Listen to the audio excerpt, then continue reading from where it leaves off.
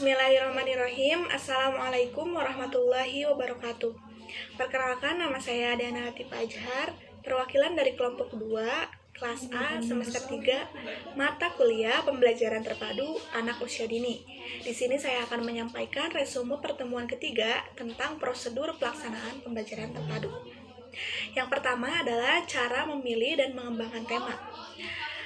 Dalam menentukan tema harus memperhatikan beberapa hal. Yang pertama yaitu kedekatan. Artinya tema dipilih berdasarkan hal-hal yang dekat dengan anak, kehidupan peserta didik, kepada tema yang jauh dari kehidupan peserta didik. Misalnya tema yang dekat dengan kehidupan peserta didik, misalnya keluarga, kan dekat banget gitu ya dengan kehidupan peserta didik. Yang kedua ada kesederhanaan. Tema ditetapkan dari hal-hal yang mudah menuju yang sukar. Jadi dalam mengajarkan kepada anak itu harus dari yang mudah dulu, jangan dari yang sulit gitu, karena anak akan sulit gitu ya dalam belajarnya. Yang ketiga ada kesidentalan atau kesesuaian. Artinya sumber tema disesuaikan dengan situasi dan kondisi yang ada di lingkungan sekitar. Yang keempat ada kekonkretan, bahwa anak belajar dari hal-hal yang konkret atau nyata menuju hal-hal yang abstrak atau tidak nyata. Nah, yang kedua yaitu sumber tema pada pembelajaran terpadu. Tema pembelajaran terpadu ada yang ditetapkan oleh pemerintah ataupun dari ahli dalam kurikulum. Namun, di antara sumber-sumber tema tersebut ada sumber ide bagi guru untuk memilih tema yang tepat untuk anak. Yang pertama berdasarkan minat anak. Sumber ide yang paling baik itu untuk tema itu ya anak itu sendiri. Tema bisa didapat dari hal-hal yang sering terjadi, sering dibahas, atau yang menarik minat anak. Yang kedua dari peristiwa atau kejadian khusus yang dilihat serta dirasakan langsung oleh anak. Yang ketiga, hal-hal dan kejadian yang tidak terduga. Kejadian ini dapat menstimulus kemampuan berpikir dan rasa ingin tahu anak. Yang keempat, materi yang diamanahkan oleh lembaga. Ini berupa misi dan harapan tertentu untuk melangsungkan pendidikan pada anak yang diamanahkannya kepada guru. Yang terakhir itu sumber tema yang terakhir itu orang tua dan guru memiliki harapan tertentu yang menjadi sumber ide tema sesuai dengan kebutuhan lembaga dan orang tua. Jadi harapan dari seorang guru dan orang tua pun bisa dijadikan sumber tema untuk pembelajaran anak usia dini. Yang ketiga yaitu ada kriteria yang harus dipertimbangkan dalam memilih tema.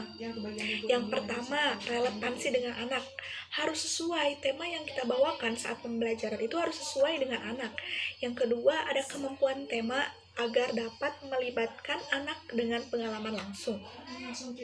Yang ketiga, ada keragaman dan keseimbangan antar disiplin ilmu pada kurikulum, sains, bahasa, seni, matematika, dan lainnya. Yang terakhir, fasilitas alat dan sumber belajar yang tersedia relevan dengan tema. Jadi dalam menyampaikan sebuah tema itu juga harus disediakan fasilitas atau alat, media, sumber belajar yang menunjang penyampaian tema itu tersebut.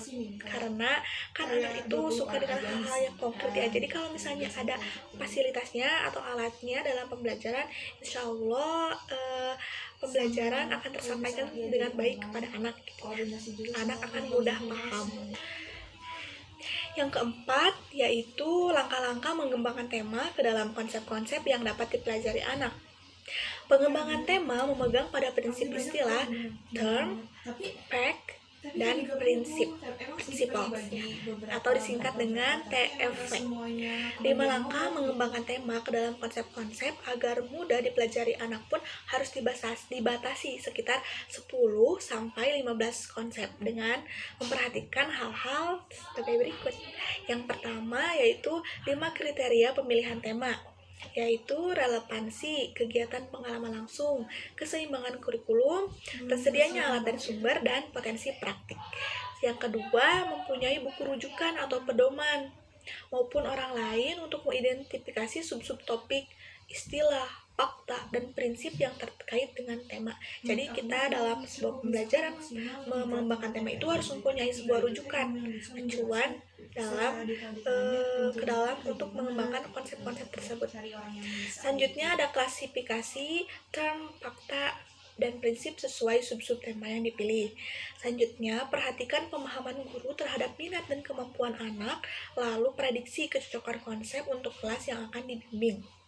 Dan yang terakhir, gunakan 10-15 TFV yang tadi yang relevan dengan tema yang akan diberikan pada pembelajaran anak.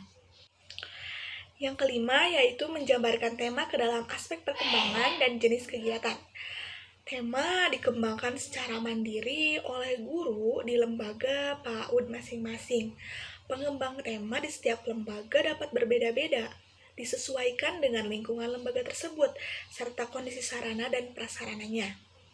Tema yang telah ditetapkan atau terpilih akan dimasukkan ke dalam program semester yang nantinya dilengkapi dengan alokasi waktu berdasarkan kedalaman dan keluasan dari setiap tema yang dipilih. Nah, aspek perkembangan anak usia dini terdiri dari aspek agama dan moral, fisik motorik, sosial emosional, kognitif, bahasa, dan seni. Keberhasilan segala kegiatan pengembangan anak didasarkan atas pengembangan yang berbasis dan berprinsip pada kebutuhan dan karakteristik anak, atau disingkat dengan DAP, yaitu Developmentally Appropriate Practice, dan memperhatikan seluruh dimensi tumbuh kembang anak. Jenis kegiatan belajar dapat dirumuskan secara operasional. Kegiatan penyusunan atau pengembangan kegiatan belajar dilakukan oleh pendidik bersama rekan sejawat untuk bertukar pikiran dan gagasan, diskusi, dan berbagi pendapat. Mungkin sekian resume pertemuan kita dari kelompok 2. Terima kasih atas perhatiannya. Mohon maaf bila banyak kesalahan kata. Assalamualaikum warahmatullahi wabarakatuh.